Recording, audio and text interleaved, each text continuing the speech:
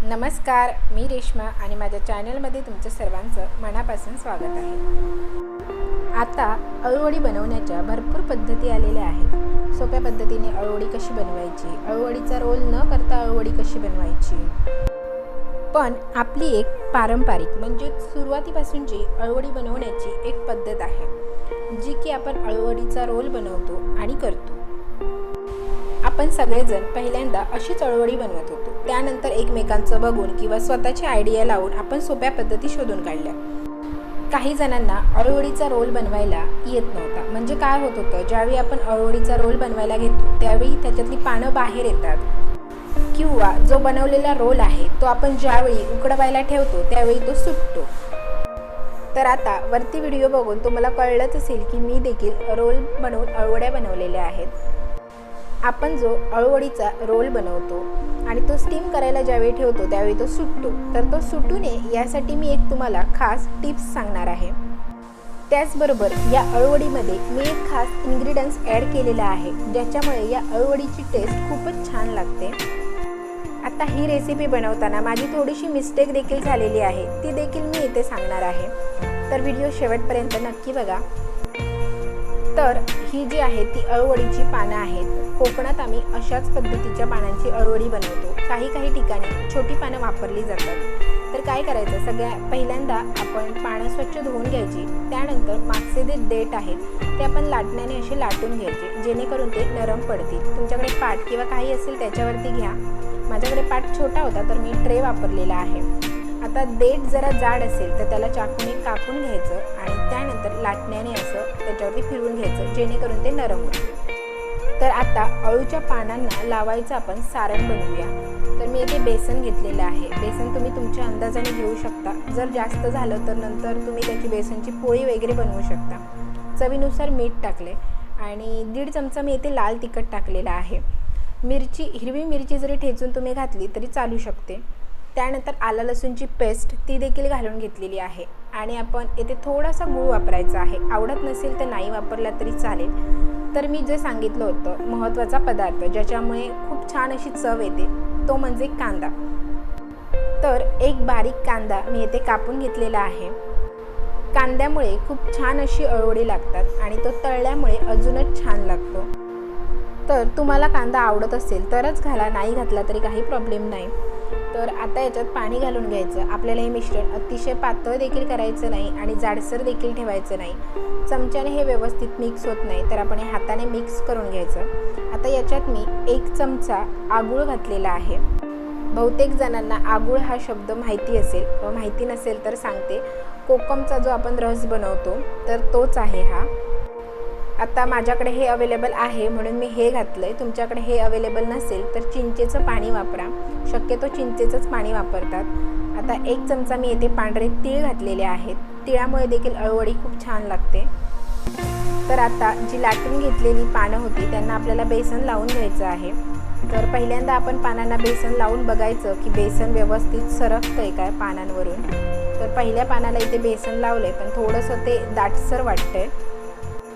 जर थोडंसं दाटसर वाटत असेल तर आपण याच्यात थोडंसं पाणी घालायचं आणि पातळ करायचं। जर समजा तुम्हाला पातळ वाटत असेल तर याच्यात थोडंसं बेसन घाला, पण जास्त पातळ आपण हे करायचं नाही। का तर ज्यावेळी आपण रोल बनवतो त्यावेळी बेसन असतं ते बाहेर येतं। तर आता इथे अळूवडी माझी आई बनवते। ते का तर माझ्या ट्रायपॅडला थोडासा प्रॉब्लेम झाला आहे, त्याच्यामुळे मी व्हिडिओ शूट करते असं तिला सांगितलं आणि तू कर, कारण तिला तेवढासा मोबाईल व्यवस्थित पकडायला येणार नाही। तर आता एकावर एक पानं ठेवून त्यांना असं बेसन आपण लावून घ्यायचं। त्याच्यानंतर जे कॉर्नरची वरची जी टोकं आहेत पानांची ती आपण फोल्ड करायची आणि जिथे जिथे बेसन लागलं नाही तिथे आपण हे लावून घ्यायचं। बेसन म्हणजे आपण जे सारण बनवलंय ते। तर वरची जी टोकं आहेत ती दुमडून आतमध्ये घ्यायची तर रोल व्यवस्थित होईल। त्यानंतर काय करायचं, साईडच्या ज्या कडा आहेत त्या देखील अशा फोल्ड करून घ्यायच्या आणि त्यांना देखील बेसन लावायचं। बेसन यासाठी लावायचं की जेणेकरून ते एकमेकांवरती राहील आणि ज्यावेळी अळूवडी कट करतो त्यावेळी कुठेही बेसन न लागलेलं दिसणार नाही।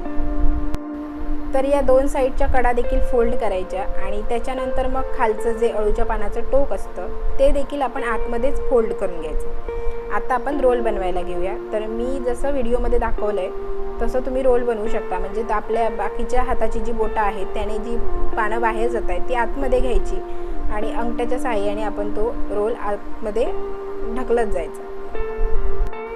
तर आता रोल बनवून झालेला आहे, पण प्रश्न राहिला हा की हा रोल सुटला तर आता काय करायचं? अळूच्या पानाचा जो देठ असतो त्या देठाचा जो दोर असतो म्हणजे त्याला ओढल्यावरती निघतो, बघू शकता व्हिडिओमध्ये दाखवलं आहे, तर तो काढून घ्यायचा आणि तो आपण अळूवडीला बांधायचा. जर तुम्हाला दोर काढायला येत नसतील किंवा देठ अवेलेबल नसेल, जर तुम्ही मार्केटमधून पानं वगैरे घेतली तर याला आपण दोरा बांधला तरी चालू शकतो. अळूच्या पानाचा देठ असेल तर हा दोर बांधा, म्हणजे काय होतं की कापताना आपल्याला काढायची किंवा सोडायची गरज नाही, आपण तसंच कापू शकतो. दोरा असेल तर त्याला कापून टाकायचं. तर 4-4 पानांचे असे मी 2 रोल केलेत, म्हणजे मला टोटल 8 पानं लागली आहेत. आता पानं लहान असतील तर 5 किंवा 6 वापरा. तर आता आपण हे रोल स्टीम करून घेऊया. तर स्टीम करण्यासाठी इथे मी एक खाली कढई वापरलेली आहे आणि त्याच्यावरती चाळणी ठेवली आणि त्या चाळणीमध्ये हे रोल ठेवायचे, हे तुम्हाला माहितीच असेल. आता तुम्ही म्हणाल मी उकडवण्यासाठी कढईच का वापरली, तर चाळणी ज्याच्यावर बसेल एवढं मोठं माझ्याकडे भांडं नव्हतं, कारण चाळणी माझी मोठी आहे, याच्यामुळे मी कढई वापरलेली आहे.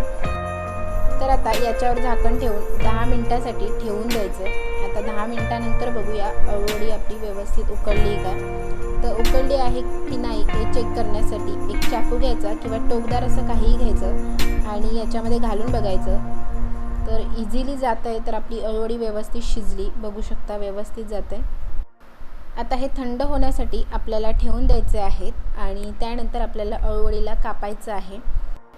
तर आता इथे तुम्हाला कळलंच असेल की मी कोणत्या महत्त्वाच्या टिप्स सांगितल्या आणि कोणता एक खास पदार्थ सांगितला ज्याच्यामुळे अळूवडी खूप छान लागते. तर तो खास पदार्थ आहे तो म्हणजे कांदा.